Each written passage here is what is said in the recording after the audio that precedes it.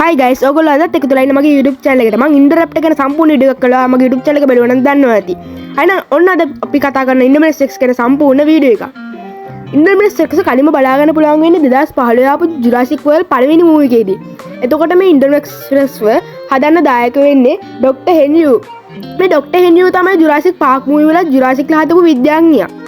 එතකොට මේ හෙන්රියුම තමයි ඉන්ටරප්ට්ව හදන්න දායක වෙන්නේ. මං ඉන්ටරප්ට් ගැන වීඩියෝ එකක් කළා. ඔයා ඒක බලුවා නම් ඔයා දන්නවා ඇති මේ ඉන්ටරප්ට් එකේ විශේෂ ලක්ෂණ මොනවද කියලා. එතකොට තව විශේෂ කාරණාවක් තමයි මේ ඉන්ඩෝමිනස් එක්ස් හදන්න භාවිතා කරලා තියෙන කානිටිඩෝරස්, ගිගනසෝරස්, බොදුන්කසෝරස්, ටීරෙක්ස්, වෙලොසිරැප්ටර්, දැල්ලන්, ටෙරසීනසෝරස්, ගස්ගෙම්බන් වගේම නවීන පක්ෂීන්ගේ එකතුවකින් තමයි මේ ඉන්ඩෝමිනස් එක්ස් හදලා තියෙන්නේ. එතකොට මේ ඉන්ඩෝමිනස් එක්ස්ට පුළුවන් තමන්ගේ ශරීරයේ පාට මාරු කරන්න. මෙයාට එහෙම කරන්න පුළුවන් දැල්ලන්ගේ ජාන භාවිතා කළා. ඒ කියන්නේ මෙයාට දැල්ලන්ගේ ජාන එකතු කරපු හින්දා මෙයාට ශරීරයේ පාට වෙනස් කරගන්නත් පුළුවන්. එතකොට මෙයාට පුළුවන් තාප කැමරාව වලට අහු වෙන්නේ නැතුව ඉන්න. ඔයා දැන් කල්පනා කරනවා ඇති මේ මොකද්ද හේතුව කියලා. එතකොට මෙයාකට ගස්ගෙම්බන්ගේ ජාන ඇතුළත් කරලා තියෙන හින්දා තාප කැමරාවට අහු වෙන්නේ නැහැ. එතකොට මෙයා බිත්තරයකින් උපද්දවපු පිරිමි ඉන්ඩෝමිනස් රෙක්ස් කෙනෙක්. එතකොට දැන් ඔයගොල්ලෝ කල්පනා කරනවා ඇති හයිබ්‍රිඩ් සත්තු කියන්නේ කවුද කියලා. හයිබ්‍රිඩ් සත්තු කියන්නේ ඒ කියන්නේ අතීතයේදී ඩයිනසෝර් ලෝකේ විසු සතුන්.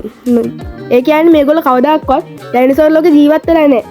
මිනිසුන් විසින් නිෂ්පාදනය කරලා කියන්නේ කෘත්‍රිම නිර්මාණය කරපු ඩයිනසෝර් විශේෂයක් තමයි මේ හයිබ්‍රිඩ් සත්තු කියන්නේ. දැන් ඔයාලට තේරෙන්නේ නැති මේ හයිබ්‍රිඩ් සත්තු කියන්නේ මොකක්ද කියලා?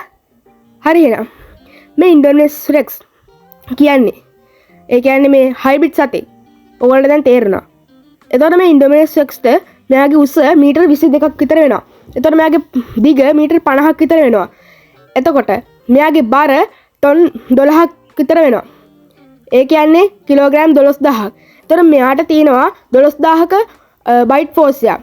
ඒ කියන්නේ අපි කලින් කතා කරපු ඉන්ටරප්ට් එකේ තියෙන 8000යි බයිට් ෆෝස් එක. හැබැයි මෙයාට තියෙනවා 12000ක බයිට් ෆෝස් එක. එතකොට තේරෙන්නේ නැතිනේ. එතකොට තමයි මෙයාට තියෙනවා අලු පාටින් හැදුණු හම. ඔයාලට බලා ගන්න පුළුවන් මේ වීඩියෝ එකකින්. මෙයා කොච්චර බුද්ධිමත්ද කිව්වොත් එහෙම මෙයා මේ ෆිල්ම් එක බලුවා නම් මෙයා කරපු දේවල් ඔයාලට මතක ඇති. මෙයාට තියෙන වේගයක් පැයට කිලෝමීටර් 24ක වේගයක් මෙයාට තියෙනවා.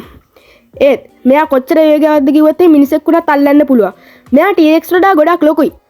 මෙයා සාමාන්‍ය T-Rex අඩි 45ක් විතර.